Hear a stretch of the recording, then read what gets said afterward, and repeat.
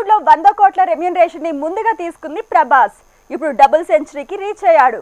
ఖాన్లు కపూర్లు కూడా 100 కోట్ల క్లబ్ లో ఎప్పుడో చేరారు. ఇలా స్టార్స్ 100 కోట్లు అంతకు మించి పారితోషికం తీసుకోవడం కామన్. కానీ ఈ విషయంలో 100 కోట్లు తీసుకున్న దర్శకుడిగా ట్రెండ్ సెట్ చేస్తున్నాడు సుకుమార్.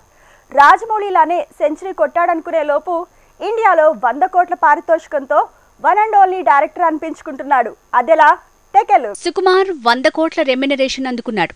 పుష్ప 2 విషయంలో లెక్కల మాస్టర్ లెక్కలే మారిపోయాయి. పుష్పకి 25 కోట్ల రెమ్యునరేషన్ తీసుకున్న తను పుష్ప 2కి మాత్రం 100 కోట్ల పారితోషికం తీసుకోవటం హాట్ టాపిక్ అయింది.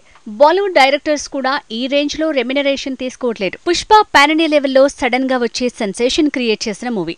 దానికి సీక్వెల్ గా పుష్ప 2 రాబోతోంది. ఆగస్టు 15న రానున్న ఈ సినిమా తాలూకు ప్రీ రిలీజ్ బిజినెస్ ఈ పాటికే 350 కోట్లు దాటిందట. చాలా ఏరియా రైట్స్, శాటిలైట్ రైట్స్ కూడా ఇంకా సేల్ కాలేదు.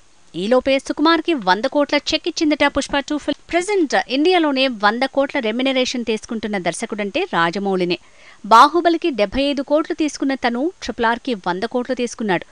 మరి మహేష్ బాబు ప్రాజెక్టుకి 100 కోట్లతో సరిపెడతాడో, ప్రాఫిట్స్ లో షేర్ తీసుకుంటాడో ఇంకా తేలలేదు. అదే జరిగితే తన పారితోషికం ఓవరాల్ గా డబుల్ అయ్యే ఛాన్స్ ఉంది. తమిళ దర్శకుడు ఆట్లీ కూడా వెజిల్ నుంచి 100 కోట్ల రెమ్యునరేషన్ తీసుకుంటున్నాడట. షారూక్ జవాన్ కి కూడా తన పారితోషికం 100 కోట్లని తెలుస్తోంది. అలానే ఆ మొత్తం తనకేనా అంటే కానే కాదు.